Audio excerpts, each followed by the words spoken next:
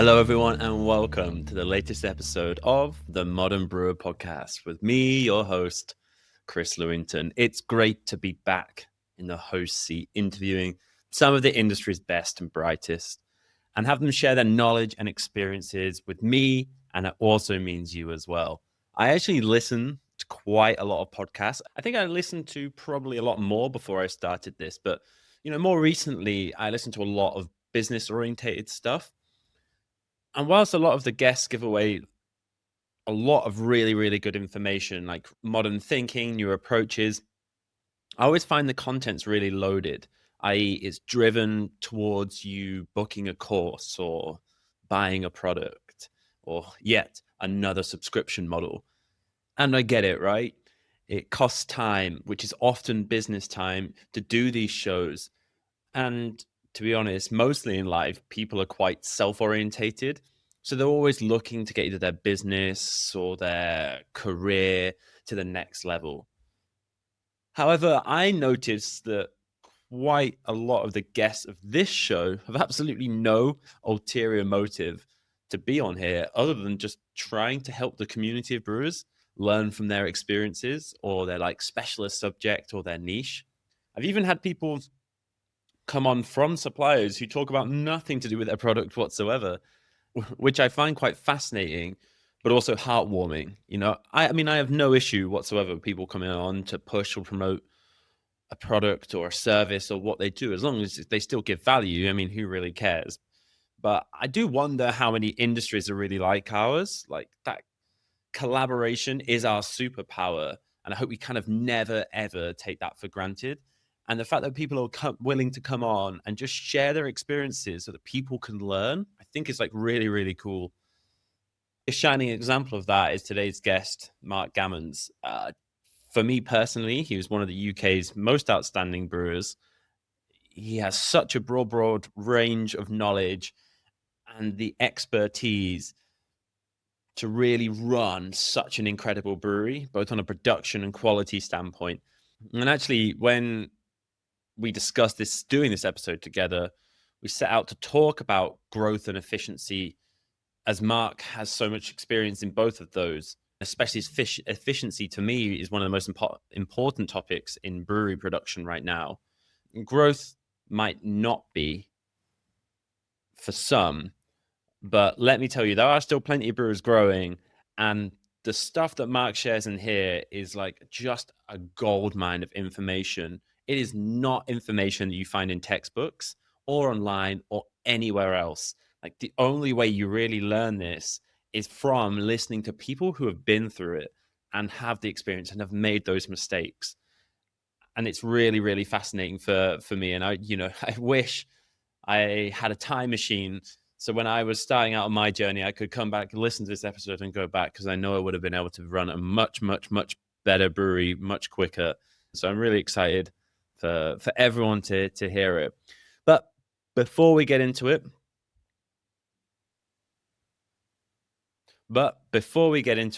I want to take a moment to talk about yeast, fermentation, and the science behind making better beer.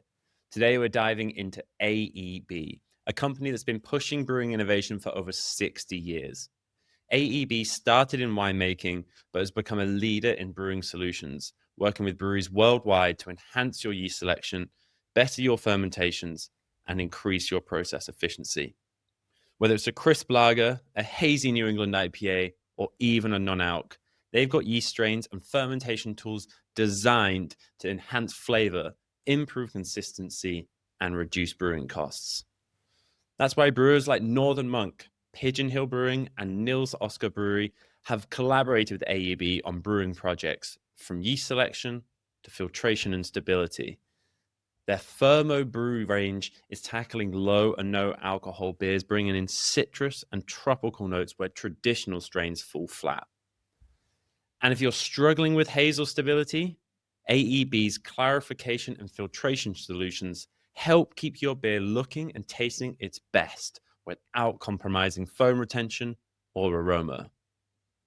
From yeast nutrients to process optimization, AEB is bringing science into the brewhouse in ways that make beer better and brewing smarter.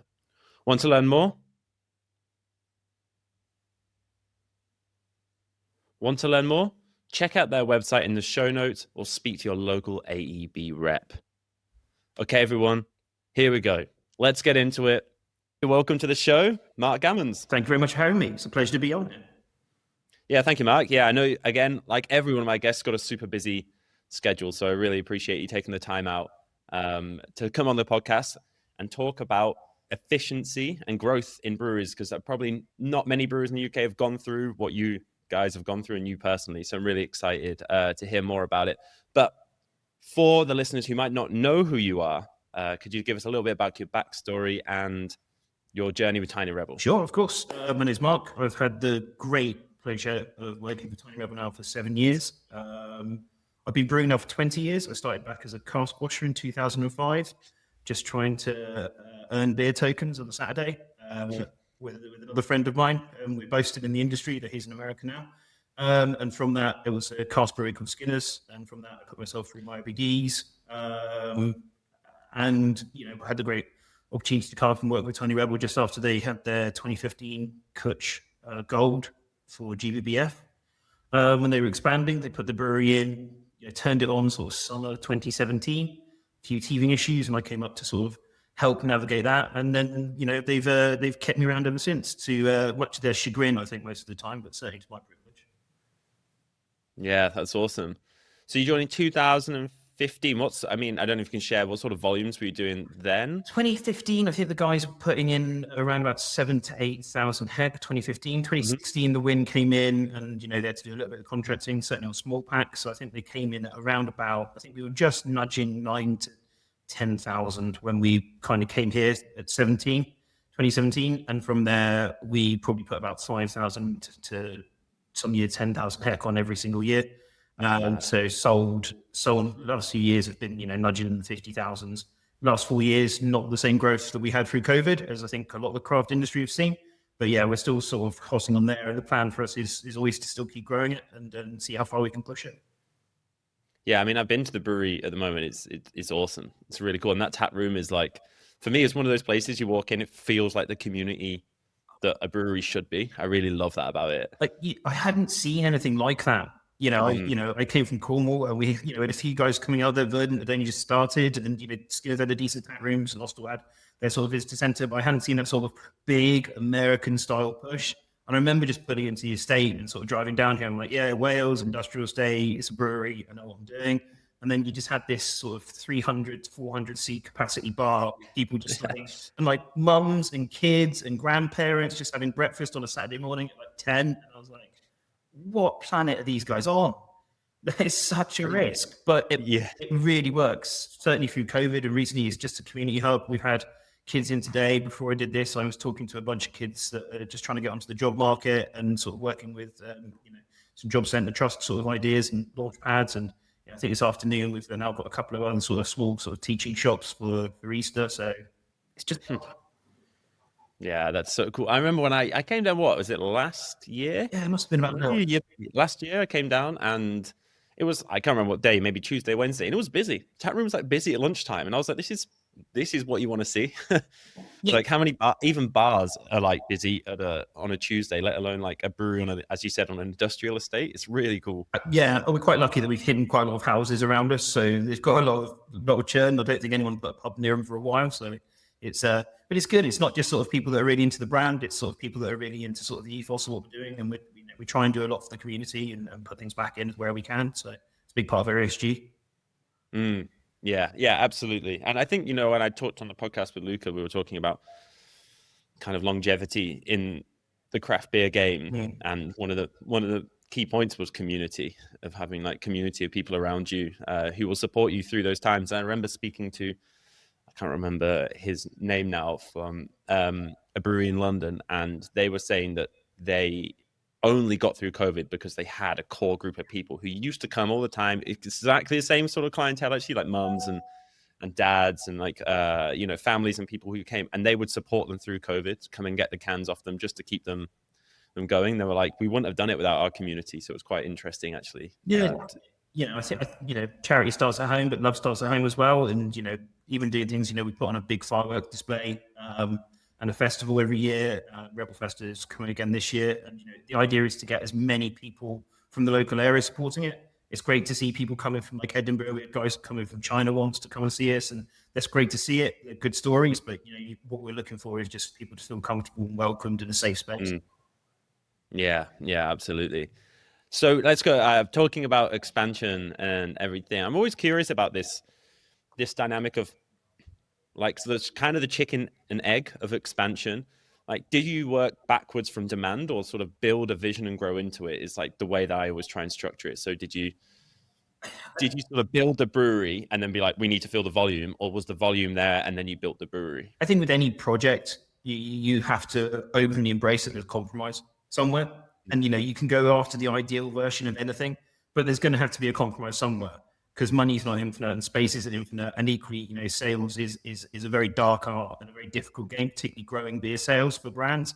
You're competing against guys that are very established and can have quite a level playing field, and even they don't get it right. So if you're looking for demand capacity to sort of capital expenditure, it's really difficult. The philosophy I'd overall engage in is look at your system and set before you start looking at efficiencies, and look at what your best practice is and work your capacity model from there. Where are your pinch points? Work in hectoliters an hour if you want. Input or output, it doesn't really matter to the brewery, I don't think. I always talk output if you want to talk sales, because they just won't understand. But and there's always going to be flies in the ointment, but it's looking about that. And you want to run a brewery like you run a car. You want to run a car at 50, 60 miles an hour. You can drive a car at 100. You shouldn't, but you can. You can drive a brewery at 100 miles an hour. And it's only really when you're taking that, if you're talking miles an hour, you're talking to that 80%, 80, 90 mile per hour sort of bit, and you're consistently in there. That's really where you want to start looking about how to expand and put into things. Obviously, you've got some root causes. Infrastructure's always difficult. If you're not going to get, if you're what I'm about 5.5 to 1 liters per water. So if I'm not going to get 5 times more water in than I'm going to sell, I've got a big problem. Same with electricity, same with demand, same with air, same with gases, everything else in there. Your drainage is a huge issue. I mean, again, I'm 5.5 to 1, so 4.5 liters of everything's going down the drain somewhere. I've got to look at those things. And those really are rate limiting steps.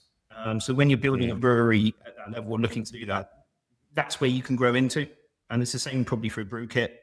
Brew kits can change, but they are the most expensive bits. And you can thresh them at the end of the day. So you can keep turning that thing on. You can run a brewery for 24 hours a day if you want to, but until you've got a position where you want to start putting that to your people plan and consistently be in there, you don't want to engage in that. Or if it's against your philosophy, don't do it. Tanks are pretty cheap and pretty easy in the grand scheme of things, as long as you've got space. So look at that as infrastructure. If you want to do that, then you're going to have to be hungry for some space, and you're going to have to be hungry for some chilling capacity. So put that in. That would be certainly the bits and pieces I've made mistakes with at any rate. Just keep putting tanks on the side and not really think about the other bits of infrastructure. I think that would be sort of the chicken and egg thing. Again, sales will always come in with a demand model, whether they're growing cask this month or keg next month. And it's just spotting their trend. It's keeping them accountable and just saying, look, we can do a couple more casks. Of course we can. But if you're going to consistently go, if I'm comfortable with 10 casks a week and you're consistently giving me 15, I'll look at putting some money into it. But if you're going to give me 15 in June and then 8 in July, we'll just figure it out. Yeah, it's really good. So do you think the breweries should always be, I mean, I guess they often do now, but a lot of that growth is coming from sales. Do you think that's where the demand comes, and then you plan around it? Do you think that's a smart way of doing it? I think as you say, it's always that chicken and egg thing. I've been in a position several times where sort of sales have outstripped the brewery, and we've had to grow. It's not happened recently in a while. But the plan is for that to happen, and I'm looking forward to. They're looking very smugly at me at the moment, knowing that they're going to do it. I'm sure by September I'm going to be in the same position. So back to the drawing board. But yeah, I think it has to be led. At the end of the day, we can make all the beer in the world, but unless someone's going to sell it and buy it, and it's going to get into people's hands in the right way, then marketing and sales have got to come up with some really true crystal ideas and be accountable for that. And they've got to realize your pinch points. Ultimately, if you're telling them that I'm not going to be able to achieve that and they've oversold, they're the ones that are going to have to pick up those hard conversations. Yeah. At the end of the day, unless you've got answers in there. So it's just keeping everyone, as with all teams, it's keeping it open and fluid. So you moved into this, they moved into this site in 2015, the same one you're in? 2017. Oh, yeah. 2017. So they won it in GBF 2015. 2017, the expansion was there. Definitely the demand was there for Kutch. And they built this place as a cask brewery, with Vince Johnson, and sort of very different time lags in tanks, very different flows and throughputs, very different expansions, and certainly the raw material infrastructure wasn't there to grow to the point you can do, but we've got quite a bit of space. So yeah, that was designed to come in, probably around about 60, 70,000 hectolitres of cask. I think it was rated differently at the time, but that's certainly all I can work out for it. So yeah, that's a lot of cask beer. a lot of times. I guess that changed a lot. That was yeah. So, and again, that's the compromise, isn't it? We're going up to cask beer. That's the crystallized marketing solution, and that's where, Gaz, my boss, and Brad, my other boss, they started building on that concept and deliver to it. And then obviously, as we start to move into things that are a bit more craft-led, hazy, dry hoppy, all these things, it changes the throughput, changes that hectoliter per hour, and it's looking about decisions you make in there. So as much as you've got decisions to make in your tanks and your infrastructure and what you're doing, decisions on what beer does when is really important. And it's making sure that you've got the teams empowered and thinking about that decision-making process as a time constraint. Brewers always want to think about extracts and quality, and sellers always do as well, and that's absolutely fair. They've got to realize that they're held to a time accountability for it. Beer is natural. It will do something different once every so often. But, if you're doing that 5 in every 20 brews, or you're doing that 1 in every 100 brews, there's two different ideas to your throughput and your capacity. Yeah. Did you have to work on that tank residency time? Because effectively, right, if your demand goes up, you've only got X tanks. Exactly. Sometimes that becomes a really important metric, right? Exactly. And it's figuring out your best in class, look at where everything's gone and go, look, I expect my primary fermentation to be done in 5 days. I expect my yeast cropping and then sedimentation to be done in another 2 days. I expect my dry hopping to be done in 5 days, and I expect to be cooled in another 2. So I've got 14 days there to very confidently extract what I need to in that process. Something's going to go to 16, some of them are going to go to 13. So, but it's making sure you've got to consistently chip away at that. The other side of that when you're running something that's quite fluid and large is obviously, you've got 2 weeks there. That's a week extra planning and a week QA. It's 4 weeks to stop the boat. So, if you're seeing an iceberg come up and sales haven't quite met their targets or they're overselling, it's a very slow turn to do that. I think production planning, a good friend of mine that's now at Nostal, Matt Henney, once likened production management from quality management to grabbing a tiger and holding on tight. And I think that's quite a fair analogy. It's always stuck with me, but it is a very fluid thing, and you've got to learn to sort of grow that and keep it going. So again, if you're looking at that, keep that throttle to a nice, comfortable space so that you have got the ability to pick up that capacity or put some brakes on if you need to. Yeah, really good advice actually, and seeing that iceberg coming. Because it's at the end of the day, it's if that happens, it's your responsibility or accountability for the quality. So you have to look after it. And if you've got beer sat in tank for 3 months because you've overdone it, it's not. How can you win as you're fighting a losing battle? It's not going to happen. And again, if you're looking at something like a V graph and how to map exactly how brewery's going in and out of here, you've got your engine routes, but you want your brew kit to be quite flexible. You want your packaging lines to be quite flexible, so that you can keep that consistent tank residency, your time frame, as full as you need it to, as capacity as you need to, so you can turn that on and go, right, we'll go up and go 6 brews a day rather than 4, guys. Do that for a couple of days. I've got my tanks back up, and equally pack out. It's coming a bit quicker. You expect those lines to be running very, very quickly. So I always expect packaging to be able to do the fastest hectoliter per hour as opposed to the brew kit, which will probably be the rate limiting factor. And then don't worry about the tank farm, it's just capacity. Then transfers or anything else you put in filtration or stabilization, that needs to be very, very quick.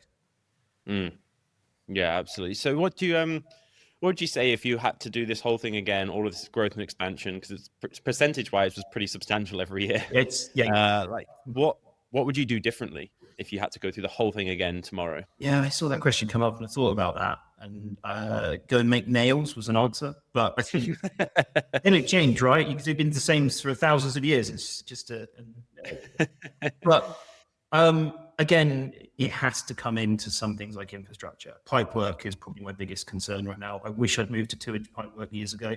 I'm now 1.5 inches. And there is inch. I've got 2 inches in some areas. I'm slowly upgrading it out. But at the end of the day, there's a flow capacity in there. There's turbulence that's going to break out. It's a quality issue. Everything's a bit more manipulated in there. So it's those easy quick wins. Like, you don't have to buy a chiller that's very expensive, but I would design a system that you could then plug other sections into chill capacity too.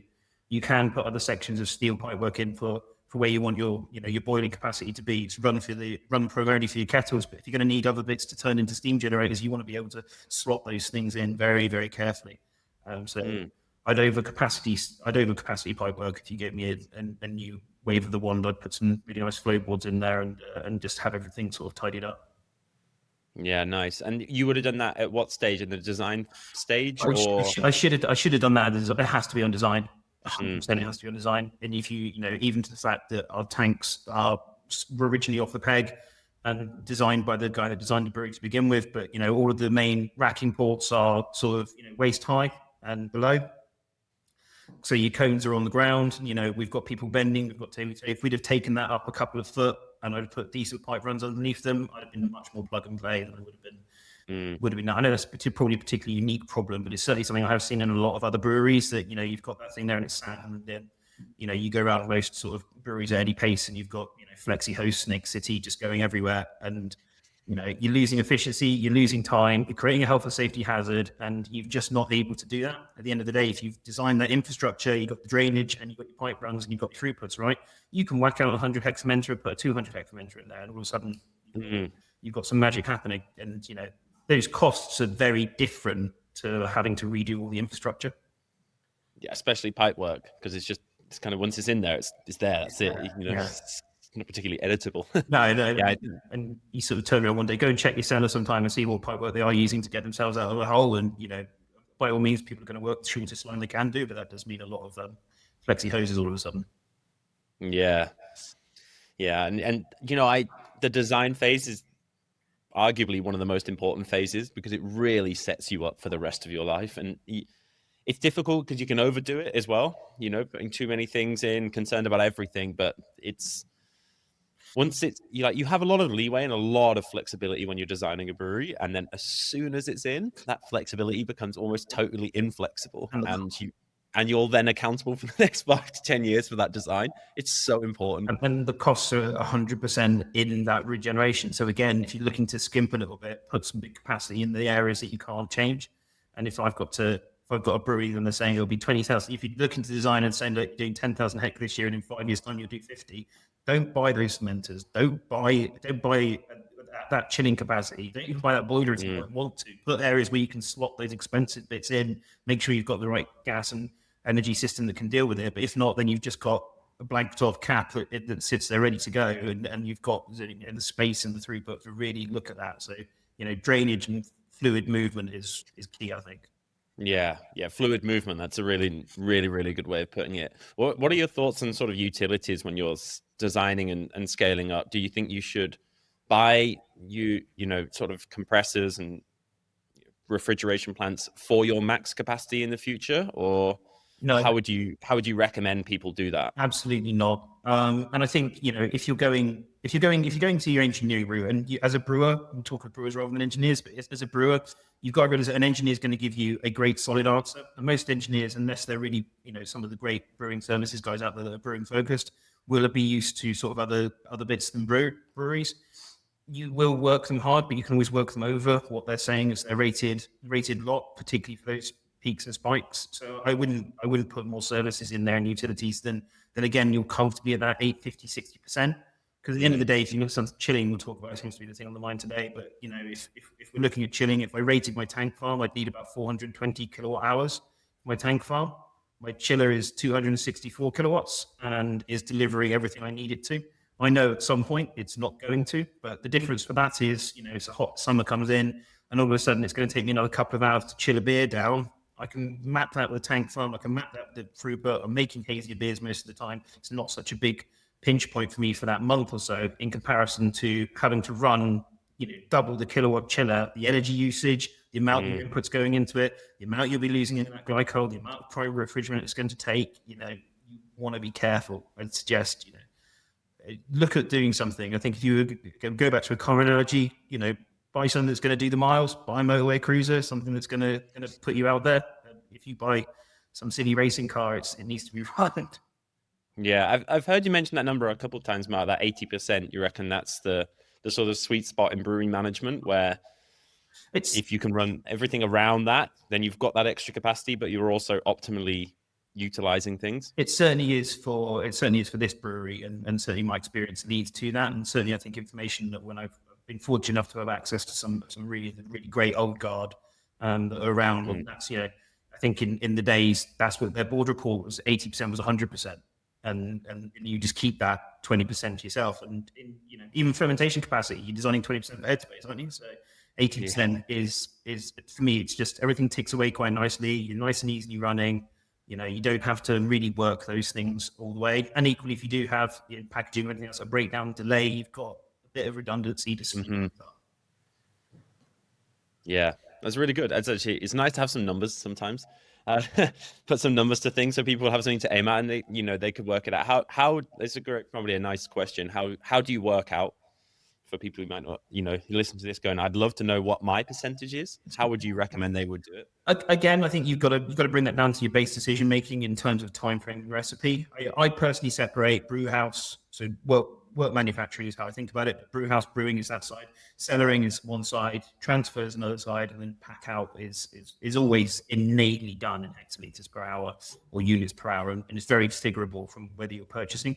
And you can just look at, every single one of your decision makers. I'm sure there isn't a brewery out there that if they're brewing more core beers, that brewing team's going to be a lot quicker than it is with one-off specials or brand news. If you're I hope that's your experience. It certainly is mine. So you want to be planning that around them. So your brewing shift pattern, we run 8 hours. I expect my brews to be done in 7.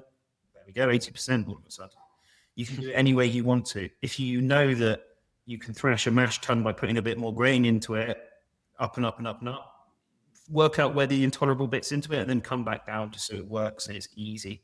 But for me, always in this decision makings and time frame in where this goes in there, how long you're boiling for, how long you're running off for, how long you're whirlpooling for, how long your hops are on, how long your yeast is on.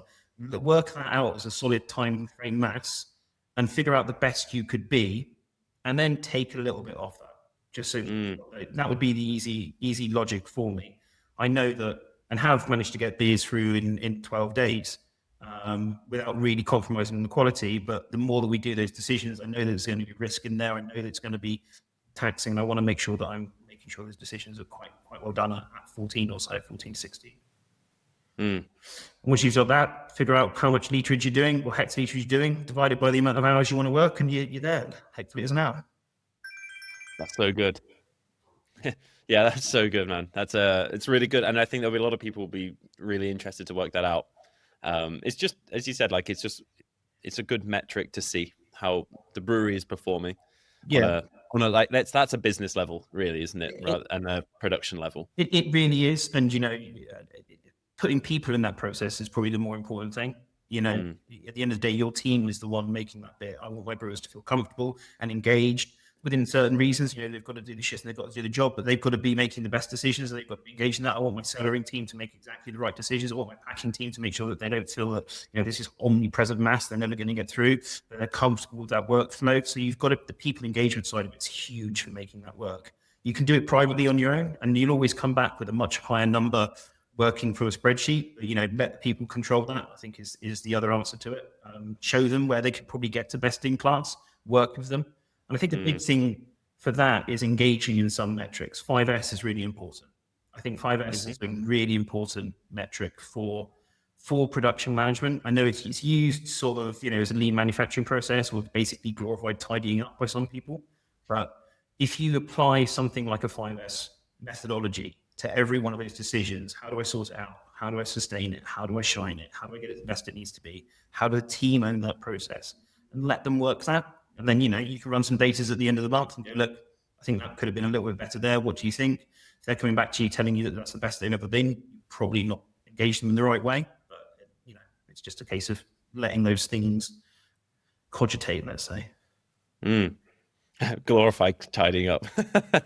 That's not gonna lie, that's exactly what I remember 5S being. I was thinking when he said that, I was like, yeah, I remember that. Yeah, I remember that. There's a lot of people out there that will be out. 5S control room. Yes. And that's the thing, isn't it? People do it, and you see the amount of people as you walk in there, particularly relatively corporate ones, and they've got a 5S board, and they've got it stuck up there. They've probably got a couple of champions that really champion it. And I'm like, well, is it really paying off for you if you're fully automated? But it's paying off for me by guys just going, look, actually, the way we make this decision, the way we get these extracts up, the way we get these throughputs going, the way that we get these things up, it's working well.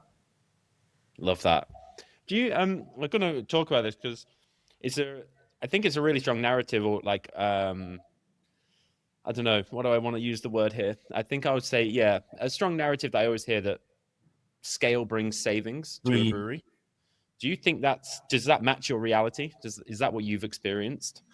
I think you break it out again and think about scale on input and output level. If I run a brew house 3 times or 1 time a day, my gas, my electric, my water are all going to be less by the 3rd time per litre produced. Of course they are. But my recipe inputs are going to be the same. My cost of goods model is going to be the same. The thing that comes with growth, I'm sure a lot of people are experiencing, are things like MOQs and supplier working, minimum order quantities for suppliers. I know cans are, and this, Nomok and Coast House are doing wonderful work, trying to make that accessible to smaller guys. But, with growth, what we found is that we can really sort of hold some suppliers to account, sort of deliver, consistently in those numbers and start to get those costs down. But at the same time, your minimum order quantity will go up with that. And, I don't think there's a brewery at relative size or pace that hasn't had a big problem with things like cans, like boxes, like wastage. That's it. And I think what growth does in that way is if I'm running consistent brands, it makes everything more efficient. It makes decision-making on the floor a lot more fluid, a lot more comfortable, and you get to be able to really dial in your processes on different volumes and hops and filtration sets and all the bits and pieces and transfer lines, because you're running, a couple of bands that are really, really good. And you notice that all of a sudden when you then go back onto a non-core or special, and it just sort of goes out the window. So I think, certainly there's productions in manufacture, but I think, the payoff really comes from just looking at that cost pound per hectoliter again, I'll say, when your costs, what my recipe cost is that. You want to be making sure that's consistent. The deviation isn't in there. You're making exactly the right amount every single time for your set recipe calculations. And then you can start to really drive those efficiencies with your supply chain, and hold them to account. Yeah. I think it's interesting because I don't always necessarily think that growth, in the long term, yes, it will bring you savings, but I think often in the short term, it brings you probably a bit more cost than people anticipate, especially if that growth demand comes quite rapidly, because you're working, we'll take that 80%, but then people start working 100% in order to get that additional volume, which means things just naturally aren't being done in the same way. And, losses start to go up. So that cost per hectoliter that you just talked about, cost per liter goes up. Yeah. Even though you're producing more, but the business goal is to produce more. I mean, I've been in that situation where the business goal was volume, and volume. Yeah. And how you got there was kind of like, just do it.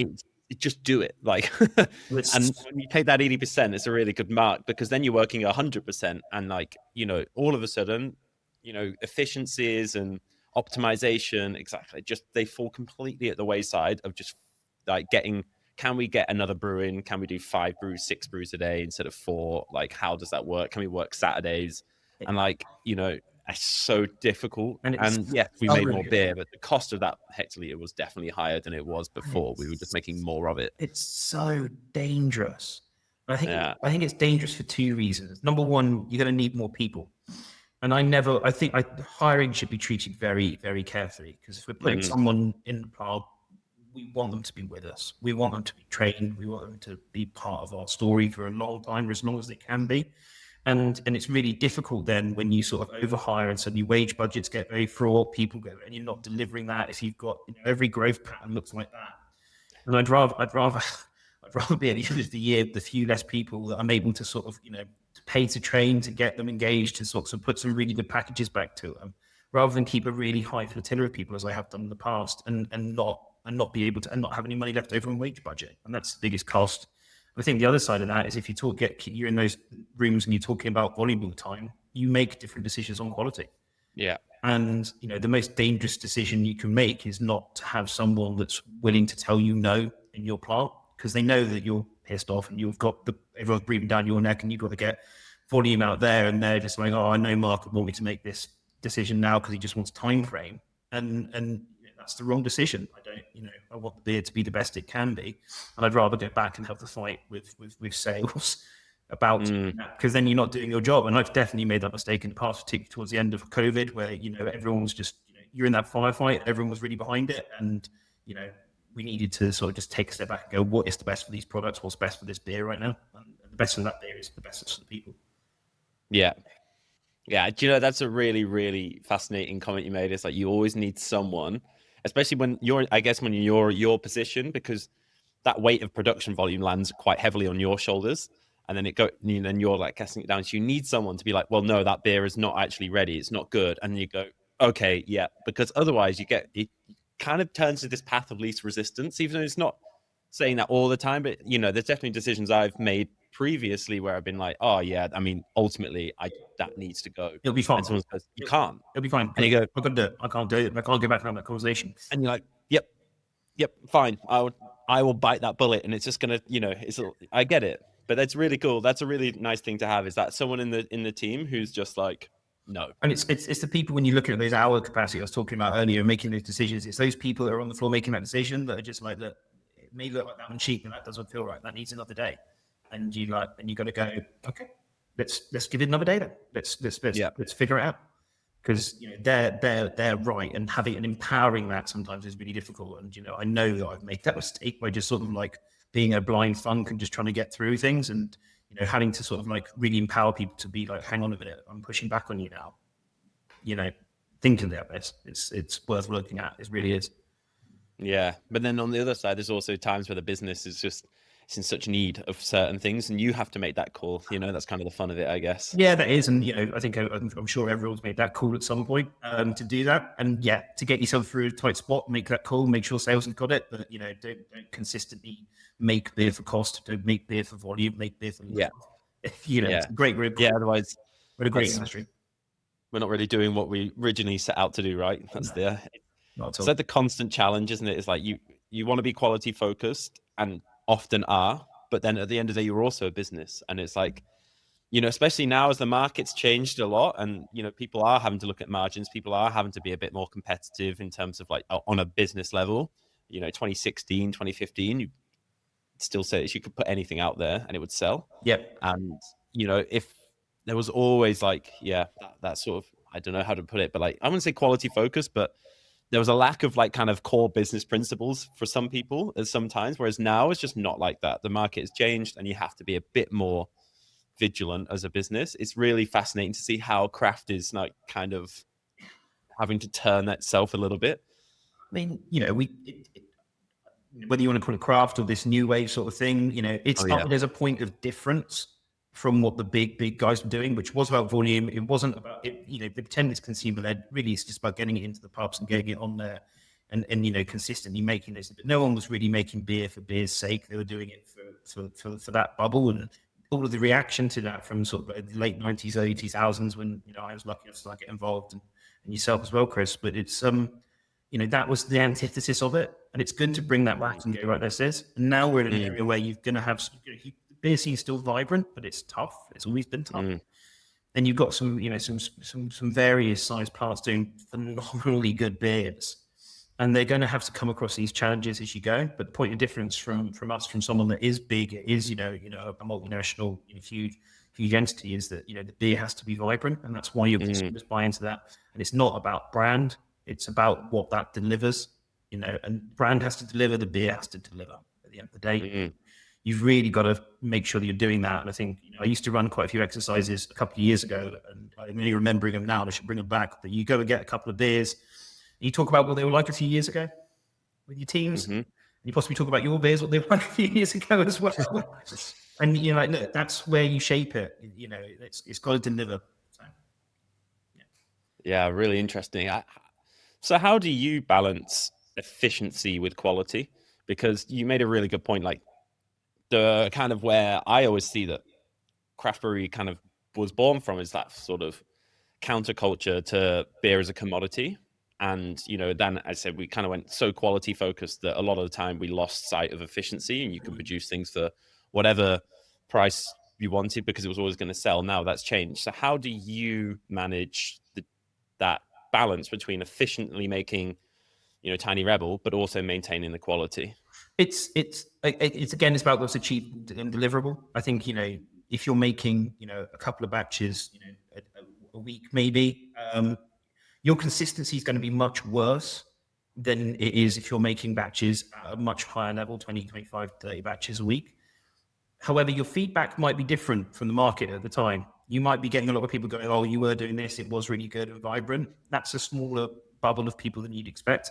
You really want people not to be telling you how good or bad your beer is. You want people to just be like, that's it. That's exactly where it needs to be every single time.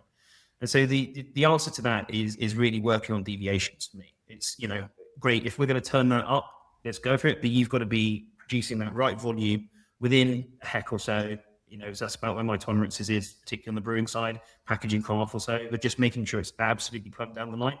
And what that does is it gets you where you need to be in terms of specification, from salts on the in-feed right the way through to dry hop to yeast pitching to all these things that you expect to come into your volumes and time frame, maturation, carbs, everything, as well as then the cost of cans and cost of goods at the end of your cogs. You've just got a real nice, easy cost of goods manufacture that is a quality product because it's going to be less deviated. If you're doing, and we have done hundreds of different MPDs a year, you're not getting the time to play with that. And I think the quality is always worse on those beers. You can make one thing taste really good once, but by the time you put that in 2-3 times, that beer is going to have gone all over the shop. And you want to make sure that you're looking at that process, I think, and just going, right, it was up, it's down, where's it gone? What can we learn from that? What can we do to apply finance again, sort it, sustain it, make it viable, see where the decision-making process was and go, that's where we go with it. So you're managing a lot on the volumes because that's what you're saying is the variable for kind of everything. If you keep that consistent, then as you said, the salt's going in, the hops going in, they all stay the same or within that tolerance. Just keep that volume as tight as you can do, really. That's really interesting. I don't think I've ever done that, so that's actually really interesting. Okay. I really like. But I'm thinking about it now. Thinking it makes so much sense. It's your biggest variable, and you can always get hung. Yeah. You can always get hung up with specification generation and whether you want to run Sigma with the other bits and pieces. But if you're putting in exactly this level of malt and you're putting in this level of water and this many salts, your mash pH should be 9 times out of 10 within 0.1 pH. Yeah. And you're going to get exactly what you need to. Now, don't get me wrong, malt's malt, and a couple of days later, you're probably going to have a bit of a different batch, but look at the batches overall and just plumb that line. Yeah. Yeah. And so what would you say? You mentioned malts, or is a good one. What's the sort of key contributor to the volumes that you would look at? Let's say in the Brewhouse for now. Just keep it simple.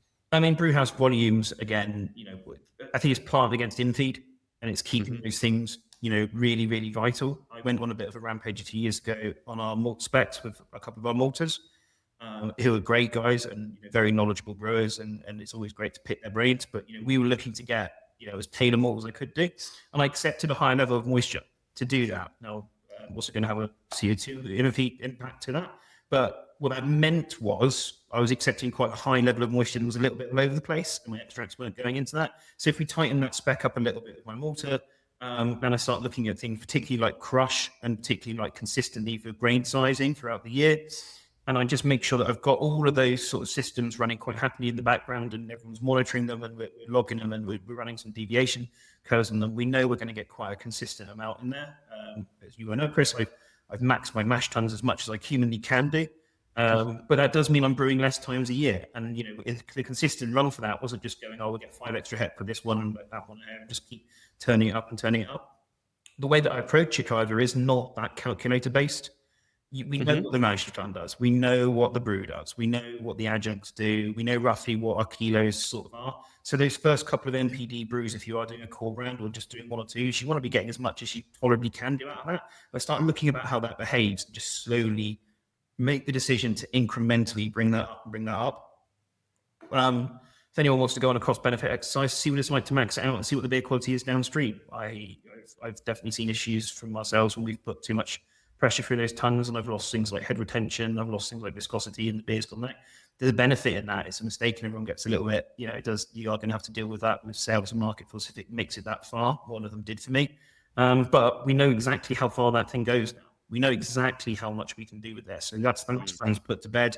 We're not going to be able to do much more with them except for running some systems in there. Start looking at coppers. Can you move whirlpool pipes? Can you run these things down? Can you adjust these things out? Can you look at how much trouble you're separating, how much work you're going to do? It's all Yeah. Well, Yeah. played with, I think. Yeah, all to be played with. Right. You mentioned that Tiny Rebel's quite a manual brewery. Is that fair to say? It is a very manual brewery. Yeah, it was a load of. I mean, I already. It was Well, a. you What's know, the? you I already knew I've been here. you're out, you pointed. It's fine. um, but have you ever thought about investing in sort of automation or tech into maybe getting consistency? Because it is quite. I mean, I've worked in both sides, and I know the challenge of ultimately making humans consistent It's from brew to brew, from batch to batch. Like there is a natural variance. Of course, there is. Some people do really do things in a way that make it so good, and some people do things in a different way, and then you're trying to get everyone onto the SOPs, but everyone's a human, everyone's a brewer, so everyone has a thousand opinions like we all do. So it's how do you actually maybe first level of the question, how do you ensure that sort of consistency that you're getting with your team? And then second part would be, have you thought about tech and automation, and what are your thoughts on that? I think it's embrace it. Embrace people's differences and challenges. Ultimately, I'll accept anyone coming in with a different idea, 100%. I do have to take a bit of time to explain why I've done that idea sort of 4 or 5 years ago, and we've sort of put that one to bed. Or if it's a brand new thing, let's go at it and have a little bit of a play and have a bit of a tinker around. But you just have to accept that people aren't going to make different decisions every single time, and it's holding them to a little bit of accountable and just going, look, you were here, now you're here, everything okay, and you have to embrace that. You have to accept it, because it, whether it's a mistake or someone's drifted or just a different decision was made at a different time, that's going to happen. But putting that system in place where there's a ones and twos out of 30, 40s, that's fine. That's part of the course, And equally, if you're brewing, multiple times to fill tanks, you can guide that a little bit more. One single mistake in one brew becomes one mistake in 4 brews, and it's much less of an impact overall. So I think, again, people try and embracing it's really important. But with regards to automation, yes, looked at it. But again, if you're going back to those CapEx and infrastructure bits and pieces, we have a very manual system. I could put a very sophisticated, complex bit of kit, valve banking somewhere, and make things more consistent in that way. But then the rest of it around it's going to be still manual, still driven, and the cost of maintaining it, life cycle costing for these things are not cheap.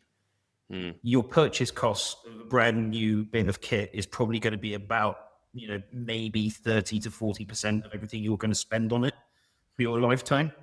And much like if you go back to cars and you buy yourself a nice M3 or something, you're going to be servicing that, and you're going to be paying for tires, and you're going to be doing all the bits and pieces around it, and it's a change of skill set and a change of narrative. So yeah, we'd love to put a little bit more automation in some areas, but the key thing for us would be putting it in the right place and looking at where that comes in at. So if you were to wave a magic wand and go, hey, here's a new, big brew block, sophisticated, fully developed brew block for those sort of numbers, I'd rather take exactly 1/5 to 1/10 of that number, redo all my pipe work, and I'd gain a couple of hectoliters instantly and a few bits and pieces. So I think doing automation in the right sequence is really important, but understanding how your support is in there. And I know there's some great guys doing it. You talk to them regularly from SSV to Fabdeck to all those guys that are trying to sort of drive these things, and Chris and JJ now over there, their brewing supply, Brew Star. But support has to be there, and the knowledge base has to be there. And I do think, I was talking to you the other day about it, I do think there is a gap in good engineering in breweries. It's not that fitting's a bad word. Everything's more fitting now. It's changing bits and pieces, but people need to understand what those kits do. You need to understand what to service them. So although I'm very manual and I do have a large deviation and I can't control it as much as I really like to, we monitor it and work at it. And if something does go wrong, it's a set of spanners and a gasket and our new pump plugged in, and it's not disastrous. We're not looking at someone to get coding and to sort of blow 3 amps and have the horrors that we do see in other areas. So it's I think that life cycle costing is probably important to understand. Just whatever you're paying for that CapEx, as well as the whole project to install it, you're also going to be paying a lot of money for a long time to keep that thing in your plant going. So it better pay it off. Yeah, that's the return on investment. Do you ever calculate that for what you do, or is that handled by someone else? No, I do ROIs for things. It's depending on what it is, and I think the benefit of ROIs is it's that bit on compromise, it's that bit on startup, it's that bit on, you know, I'm intending this bit of kit to do this for me. I'm going to get this in yield. I'm going to get this reduced inputs. I'm going to get this in increased outputs. This is what I'm going to do. And going back and looking at that works really, really, really, really valid, just to find out how, you know, dramatically wrong you were at the time. Because it goes both ways. I think you put a bit of kit in and it gets used to its usage. And then over a bit of time, you've got some good teams and you go, hey, I could put that through there, or I could just try that over there. And all of a sudden, you know, it's doing something far superior than you'd already envisioned it. Oh, equally, you've put it in there and go, I've done all this, guys, and I've made your lives much easier. And then they'll still just drag a line across the floor or go that way because it's just quicker for them than it is the other bits and pieces. So I think it's a hard juggle. So yeah, that's my 2 cents. Yeah. Right, really interesting. It's a good shout on the automation. You know, it's the life cycle of what you're doing as well. I also found that, you know, with the manual breweries, there's also, if you're a young brewery, then, which I know you guys aren't, but if there's people listening, got a fairly young brewery, I think there's actually something nice about having people doing things in a slightly different way. And the only reason I say that is I remember at one time we introduced Brewhouse efficiency, of course, classic me. Sort of calculator where we had everyone, and basically everyone's name was on the side, and so it became a little bit competitive because all the brewers were like, I want to have the best number, and then naturally, as all brewers are, you know, really competitive with each other in that way. But then what we also found was there was one brewer, his name was Mark, and he was operating like 4% more efficient than everyone consistently. So I was just looking at it going, he needs to show us what he's doing. We followed what he was doing. He rewrote the SOP, and everyone became about 3% more efficient. And, you know, I sat there and I was like, we would never have got that with automation, because what would have happened is I would have programmed what I wanted, what I thought, and then we would have slowly maybe changed and tweaked. But we got that so quickly from just everyone doing something slightly different in a way that was like constructive, that we saw that worked because we could track. It was just an Excel sheet that we made. No, I know it's not hard data pool. That's a really interesting point, actually, Chris. And it's embracing that sort of diversity and saying, look, you know, he's got the idea, he's seen something, he's just got a natural feel for it. I think that's the other side of it. If you're doing it manually, you develop a real feel for what's happening in that ton. Yeah. And I've had those hard conversations where you sort of, you know, you try and talk to someone, like, I want you to feel it. And he's like, feel what? I'm like, I can't describe it. You know, and like you get to know everything. You hear the pumps, you know, you can just smell everything. It's just, I don't know, when you're really close to the process, there is definitely like a romantic side of brewing in that sense. Yeah. And I hate to discourage that. I get a bit worried when you sort of talk to people that have been with me for a while and they're like, oh, I've never tapped a cask. And I'm like, oh, okay. Like, I thought everyone had the same narrative that I did. I spent, you know, a couple of years on a cask pusher. So yes, just getting that gross sludge out the bottom of old casks. Oh, the summer, yeah. I liked. Yeah, no, there's a lot to be said for kegs there. There's a lot to be said for kegs. Yeah, there is. Yeah, when you don't have to clean them outside. I always thought it was worse cleaning them in winter because it was. I'd have to do it outside with a jet wash, and like you just get absolutely soaked and like cold to the bone. Looking like an extra from Perfect Storm for like 3 months. And you realize you're sort of slowly developing trench foot. Yeah, oh my lord. What a life the early 2000s were. Yeah. Yeah, it was good stuff. Actually, I would stick on the theme of teams, actually, because I feel like you know, everyone, including me, talk a lot about production in these things when you're growing and, you know, CapEx and equipment. But, you know, the team is undoubtedly the most important part of all of growth, because without them, you don't have anything, really. So how have you managed the team through the growth, especially when, like we talked about it earlier, when that demand comes in and people are probably expected to do a bit more? Like, how do you manage that as a sort of brewing director?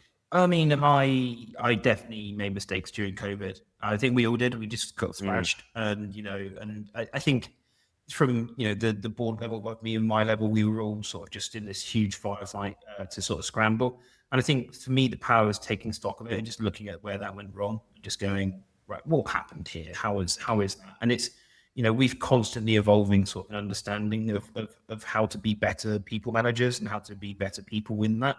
I think, you know, the empowerment's always been really important for me in a lot of those decision makings, and making that quite clear. I think, you know, your team is what's going to deliver for you, and you know, they've got to be engaged around that subject. Equally, they're all people, and and it is a job, and people are going to be frustrated with that job, and they're going to be frustrated with their management and their team members. And it's just sort of learning to sort of ride that wave a little bit. Where we are as you said, we're not a young brewery, but we're 12 now, and our average 10 years, 4 years, and of that 12 years, and so probably be 6, 7 years, we've actually been like a sufficient employer. And definitely, I think being reflective on that, it's really worthwhile just sort of looking at how you people are and putting people in the right places. And, I've definitely made mistakes by putting some people in the wrong places. And I've definitely made mistakes by putting, worse people in other bits and making sure they're all listened to in that way. And it's definitely, I had a conversation with someone from a plant just up the road, and they're, very, very good at sort of like people engagement, but equally they're not very good at holding people to account. Having conversations about expectation, having conversations about what you want from a brewer and what you expect to see from them delivering.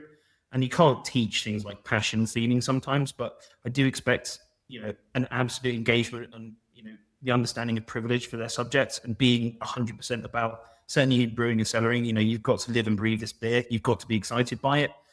I get it. Who wants to get up in the morning at 7 o'clock every morning and taste exactly the same 5 beers over and over again? Having done it for years, it's not something that thrills me anymore, but you have to bring that energy, you have to bring that excitement. And you can probably get away with it in sort of like your packing and your warehousing lines where people aren't as engaged, but they can be a lot more about them.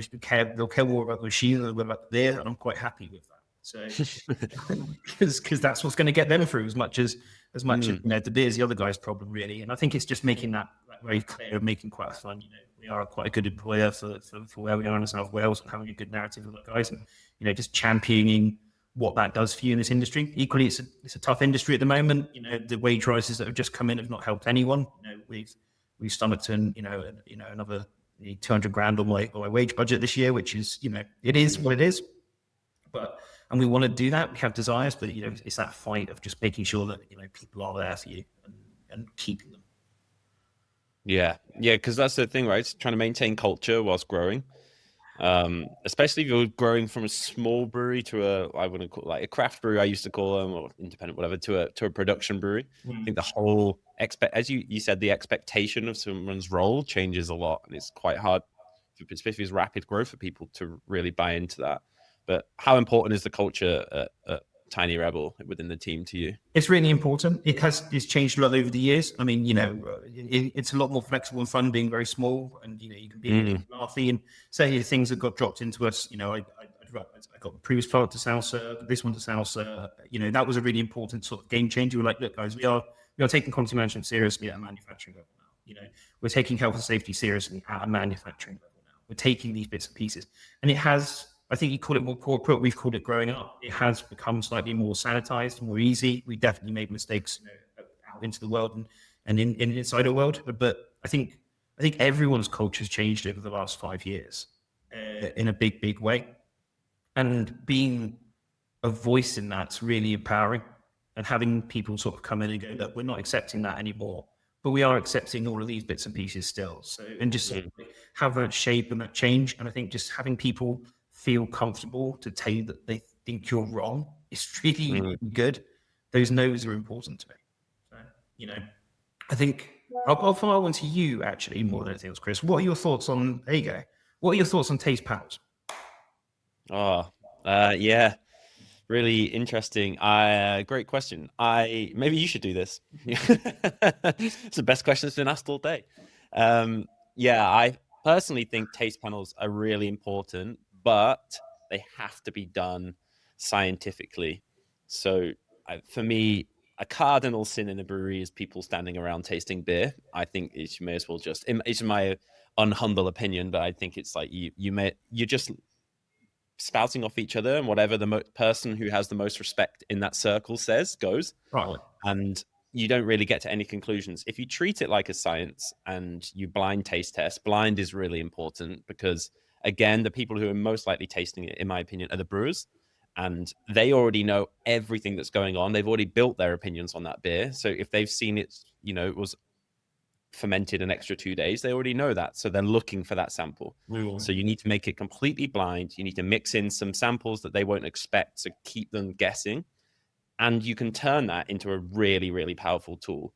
If I only had a small budget to bring in a quality team or a quality department, I would focus more on sensory and obviously a little bit of the classic phys chem, just standard phys chem. Yeah. But I would focus a lot of my budget on training and keeping that taste panel, because you can catch so much. In my experience, we caught more on taste panels than we ever have on phys chem analysis.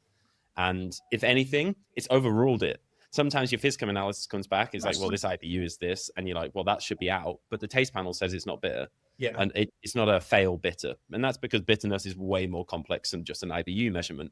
That's the beautiful thing about sensory. You can get, it's such a powerful tool if you harness it correctly. If you don't, then it's as worthless as an uncalibrated pH meter, you know? Well, there's a quote. In my opinion. No. It's really worth. I completely agree with what you're saying. Taking people out of it, getting people sort of engaged away from the floor, making sure that they're not biased in any way is always going to be an impossible task. The thing I've found about it is that if we, I've got external evaluators to come in and train, and we do offsets and sensories, and I've always found that really good as a sort of a squeegee open one's eyelids a little bit as to the world of tasting and go, look, this is a really complicated science. It's a really dark art, but there's a lot to it that you guys need to be aware about. I don't know if all of that's ever paid off to benefit the team as an actual tasting unit.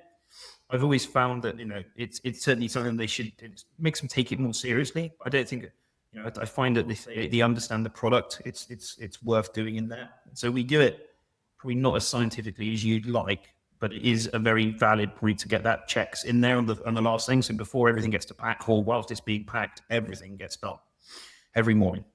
And it's just making sure that everyone's quite happy with that, but it's also making sure that you're making people have those decisions, have that, hang on a minute, that's not right, take it off the line, don't do it. Just stop. Yeah. And that's it, right? You get to know your product. You Yeah. get to know you should be tasting water. Tasting water is one of the easiest things you can do. And if people just go to the HLT or the CLT every day and taste it, you could catch one of the biggest problems that's ever going to cause your brewery. And it's free. It's just a small sample. You just got to routine it in, or you stick it on the taste panel and you go, yep, that water tastes like this.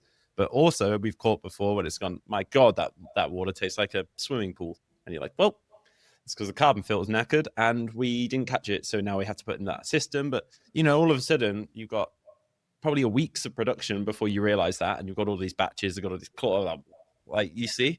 Yeah. Like, I find it so, getting to know your product is just like you said, is key, but also through all the stages, like try it in fermentation, try it every day in fermentation. You'll taste before you do any gravity or pH if you've got a problem. And it's just and then you can focus on it, you get it out. I feel like it's such a powerful tool.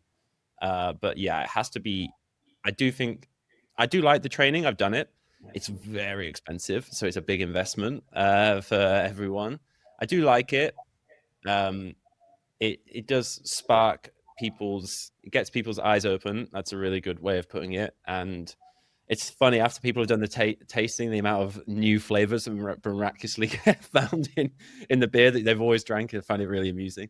But yeah, I really like it, but it has to be done in a way that's structured, in my opinion. You said you're already doing it with the 5 beers in the morning. Perfect. Like, you're tasting things that are coming through.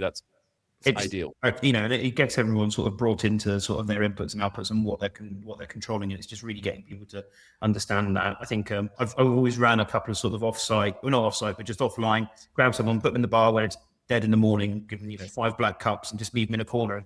I know that there's always a certain amount of like, oh God, Mark's testing or something today.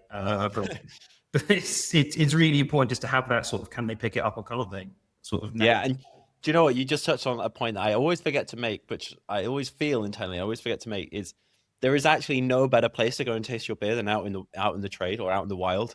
Like, that's what everyone's having. Like, you can taste in the brewery and go, my God, that is absolutely banging. And then it goes through, and then you don't, until you get it in the pub. And that's the real thing, right? Because you got it in it. That's the problem with the way that I was talking about. You have it in a cup and it's like all very sensory, blah, blah, blah. Yeah. But at the end of the day, the only people that really matter are the people who are actually drinking your beer. So if you can get a pint and you go, that's banging, or this has got this in it, or go take it, trace it back. Like, there's no better place to go do it. I remember, I think it was Camden who used to do this, but I think they used to give their brewers like a it was like some sort of card or something. They could go out and get like 6 pints a month of Camden Hells out in the trade, as long as they reported back what they thought.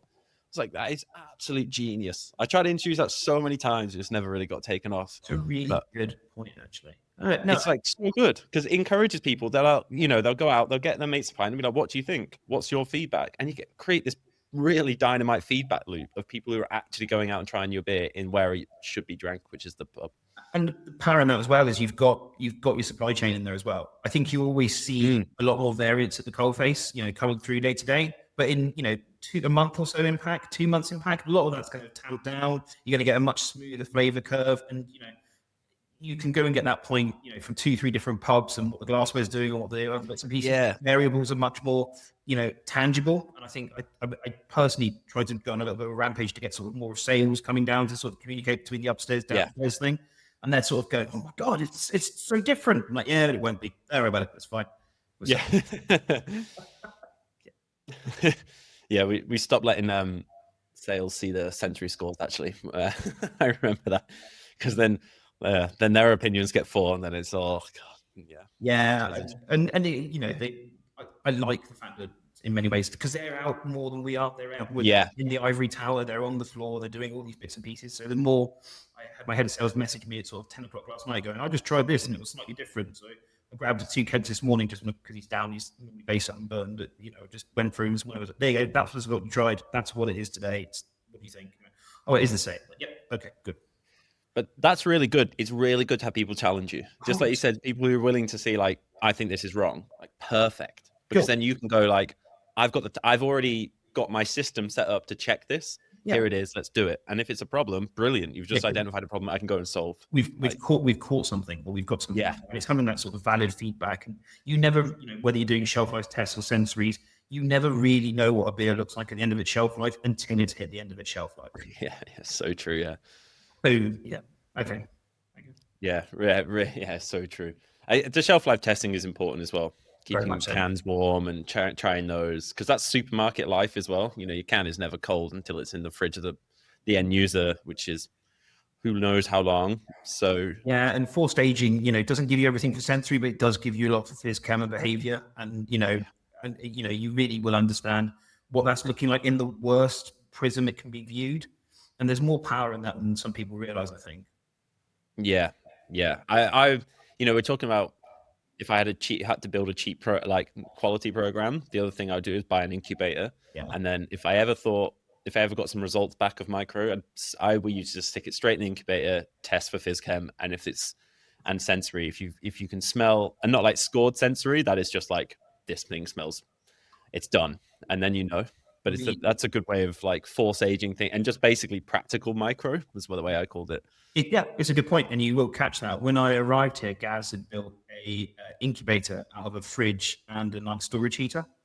An old fridge, just put like a nice storage heater unit in there and do it. And then obviously, it worked for a couple of years. I was like, let's just get an incubator. We've got some money on the budget. Let's get some incubator. But to this day, even though quite a few of that team are now not really longer with us, most of the brewing department call it a heat fridge. So good. But on the heat fridge, when are we going to stop with it? So I think that'll be a tiny rebel thing for the rest of So if it's going in 50 years' time, there'll be someone looking at it going, "Why are we still calling this a fucking heat fridge?" It's so good. There's a lot of lab equipment you can just make yourself like that, and it basically does exactly the same function.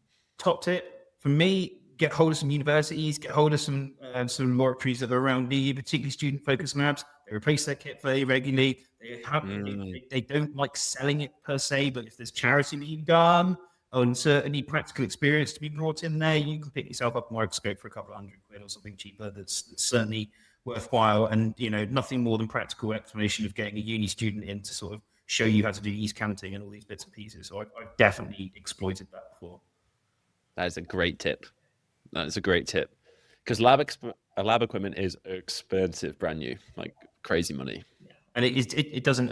It's cost of quality, isn't it? You'd never know quite how it's landing. It's you need it, you're going to spend it, but you're not going to be able to do an ROI on it too easily. You're not going to be able to do that. It's like, look, quality just costs. Accept it. Put the money into it. Yeah, absolutely. Mark, I'm going to go really good question. I've been wanting to ask this for all episodes. So if you had to be a consultant right now for a 5,000 hectoliter a year brewery who were looking to expand, and they said, what are the key things I should look at before expanding my production? What would they be? I think you've got to do a capacity map. You've got to do your capacity map. Do your capacity map and know your utilities, and really question what numbers are coming into it. Come at it with a clean eye as well. Don't just accept that this is how it's always been. Look at where you're going through it. Take some good data things. It doesn't have to be too sophisticated. How long did it take to you? How long is it taking me to produce that beer on the mash tun kettle and whirlpool, hot back, or straight through if you're not? How long is it taking me to get that primary fermentation done? How long is it taking me to condition? And how quickly can I get this out the door? And then start realizing how many times you can sort of turn that kit reasonably within your staffing parameters. And then how much more could you possibly get out of it? If you've got a lot of headspace, if you've got a lot of room going in there, if that mash tun's not too thick, you've got a roomy kettle, then go for that. I don't really proponent for sort of high dry hop beers, high gravity. It doesn't work. But certainly you can go a couple of points. And then the dry hop recipe can build that if you've got that space in the tank.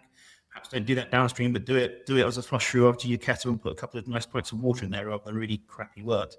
And I think that once you've got that as a map, start looking at where your utilities are, what your discharge rates can be, what your water and feed can be. From there, that's your capacity. And once you've got that, take all those numbers and take it at a weekly and daily level and look at your production length. And that should give you what your sort of maximum capacity is per month or per week. And then times that by your 50, don't do 52, because you need 2 weeks somewhere, I assure you. Yep. Do it by your 50 weeks. And then you should be able to come out with, that's where your volume is. Start looking at then your commercials, where your sales are, and then look at those pinch points in there as to what you need to do in there. You should be able to do some very good, easy, quick work as to figure out where those snags lie. And then really push that boat, push that rocket as quick as you can do, because then the cheap answers in terms of capacity, it is tanks, it is little bits of utility. It's not that engine room for Brewhouse. It's not sort of infrastructure and pipe work and drainage. You can do some bits and pieces quite quickly. So that'd be my recommendation. Yeah, really good. And then you would recommend the capex on your pinch points. So you do your just take your you do your capacity plan. You see like, okay, I can do this. This is my max capacity here. But if I was to increase by this, like a separator, I could reduce this thing by 4 days and it would increase it by X. Exactly. Or if you were waiting 3 days for it to carbonate in tank, buy a carbonator. I know that is a different in feeling product and there has to be a wider conversation around that. But if it's going to save you 2 days and you could turn that tank in that time frame, even stuff like downtime on tank is important to build into this. What does it take to clean it? How long does it take to clean it? Well, is your servicing plan like on that? Because if it's taking you longer than an hour to fully CIP a tank and empty and get rid of it, perhaps you need to have a look at how you're going about investing in CIP, investing recovery, investing in those time frames. And that's where you really need to go into it. It's very easy to just go off and look at a turnkey brewing project, but they're expensive, and go back to an ROI. You need to have paid off what you've done, and really thrash the Jesus out of it, I think. Yeah, especially in this day and age, investments are becoming business critical. Really, everyone. You need the ROI financially, or they should always. Normally there is an environmental payback as well, but yeah, the financial one is the key. I mean, if you brewing less efficiently, but you don't have to invest in a whole new brewery, that's an easy trade-off. Whatever sustainability scope you want to look through, it really is, because one is not the right answer unless it really has to be kept there in that sort of efficiency. So I'll trade a couple of percentage points on mash efficiency. It means I've got to brew 20 times less in a year, and that's an easy trade-off to make. Yeah, I totally get it. Yeah, it's nice. And so you still haven't invested in a new brew house, right? How often do you think the brew house is really the key place to invest? I often don't, unless it's big capacity gains. I think if you've got 5,000 hect, let's say 5,000 hect a year, and you've taken that from the manufacturer, your duty is to go and check that and how you're using it, because you'll have given him a load of stuff that you did 3 years ago, and he'll sort of go on some numbers, and it's your beer, it's your product. You should be doing that, and that's where that sort of comes in at. You can run them longer. I think the only time to do it is when it's a lot of growth, or you just accept that you don't want to run. You don't want to run into nights. You don't want to run days. You don't want to take turn market. You don't do Saturdays. Experiences that you and I both had over the years. And that's great. That's you putting your people first. That's exactly the right thing to do. And any grants, any sourcing, any government, any loan, if you're not putting people in your business plan, you're doing yourself a misjustice. And that's a really valid answer, because you're keeping your culture, you're keeping your vibrancy, you're putting quality first, you're putting everything we've really talked about today, which is being more people focused than anything. It's that's you. So if that's the answer, then yeah, go ahead, get a nice big shiny new brew house. But if you are getting a 4-vessel brew house, you better be turning that 12 times a day. Yep. Yep. Yeah, absolutely. Well, Mark, look, thank you so much for your time. That's everything from me. Yeah, really appreciate it, mate. It's been absolutely fascinating. I wish I'd had this talk with you 10 years ago. Well, it's always no, I wouldn't have known it 20 years ago. Yeah, I guess there is that. Yeah, I wish I'd had this. I'm going to go in the future, listen to this, and then go back in time, because I think I would have been significantly better at my job. Yeah, really good, man. That was absolutely fantastic level of information. It's really cool to see, and I think what you've done there is amazing. Like, you should be really, really proud of it. And yeah, it's cool to have that sort of brewery engineering background as well. I think that's we talked about that at BeerX not long ago. It's Chris, a unique conception. I think it's thank you very much for having me. It's been an absolute pleasure. It's always a pleasure talking to you, Chris. I always learn stuff. So, but I think we're in a wonderful industry that's got so many bits and pieces, and I think the more that we look at ESG, sustainability, everything we need to do to keeping people right, the most sensible thing we can do is really make gains in our processing methodology, in our processing efficiency. I was lucky enough to be on a malting trip a while ago, where I was the token small brewer. The other guy was Diageo. You've heard of them? And he was the main grain buyer for Diageo. He was talking a lot about how difficult it is to maintain a malting spec, but he didn't once mention that it would be less input for the farmers to trust brewers, use some enzymes, use some bits and pieces that I know you've championed over the years. I think anything like that needs to be viewed in that narrative. It has to be holistic. It has to be a supply chain, and it has to be down to us to solve the issues. Now, with the technical elements of our businesses, let's work at it. Love that. That is a poignant way to end this episode. All right, man. Thanks so much, Mark. I really appreciate you, mate. Thanks, Chris. Speak to you soon. Well, a big thank you to Mark, and thank you to everyone who's listened to this episode. If you enjoyed this episode, or think there's people who would find value in it, please make sure you share. It's one of the most important parts of this podcast growing, is you sharing it with friends, colleagues, anyone you think who might find interest in what me or Mark has said. So thank you for your support, and I will catch you on the next episode of the Modern Brewer Podcast.